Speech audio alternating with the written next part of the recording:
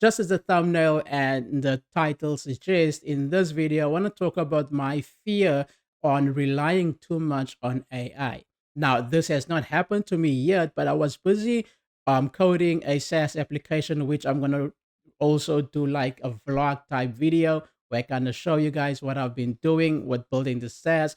But then this crossed my mind is that with so many YouTubers and no code gurus saying that people can now actually just go to platforms like Bolt.new, tell it what you wanted to do. It will go ahead and generate that application for you. You take that code as it works. Also, it does run into some errors sometimes, and then you can just tell the AI to fix its own error.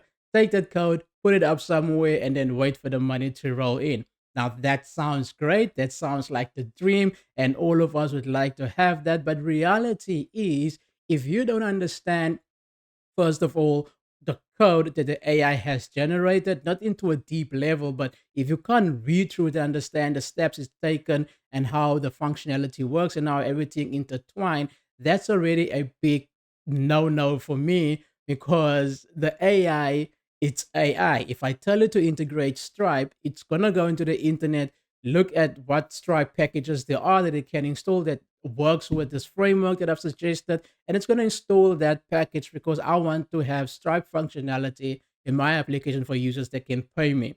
But the AI doesn't go look at, has this package been deprecated? Has that package been updated? What is the vulnerabilities on that package? What is the logs? What is the updates on that package? It doesn't go through all of that to understand the package before installing it. It looks at the functionality you want, and then this package provides the functionality, and then go ahead and add that package to your SaaS in order to have that functionality. Now, if you're not a developer, you're not a coder, there's no way for you to actually go and validate all of this because you yourself don't understand what the AI has done. All you understand is your SaaS is working.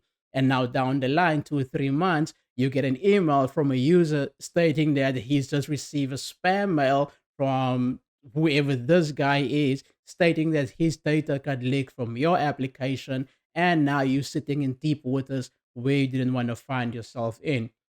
So my suggestion is if you're not a developer, get an experienced developer, mid to senior level, to just look at your code, go through your SaaS code, read through it, make sure there's no vulnerabilities, look at the packages, make sure they are the correct packages, make sure that the packages are actually updated and there are no red flags with the packages being used in your application, just to get a human eye looking at it and making sure that the application is up to standard, and then you can put it online.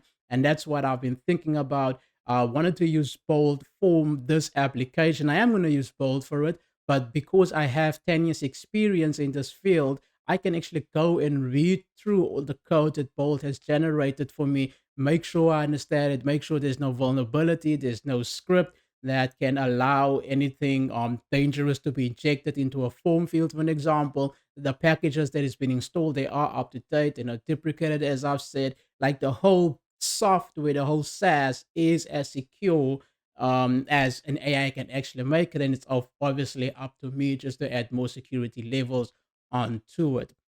But this one is just for you to say if you are generating anything, if you are creating an application or a SaaS application that has anything to do with users' data or even payments, I highly recommend not just taking the code from Bolt.new just because it works as is and uploading it to your hosting provider and getting a domain name and putting it out there without having anyone review the code. I highly recommend you not doing that because you could be exposing yourself to some potential big no-nos in the future.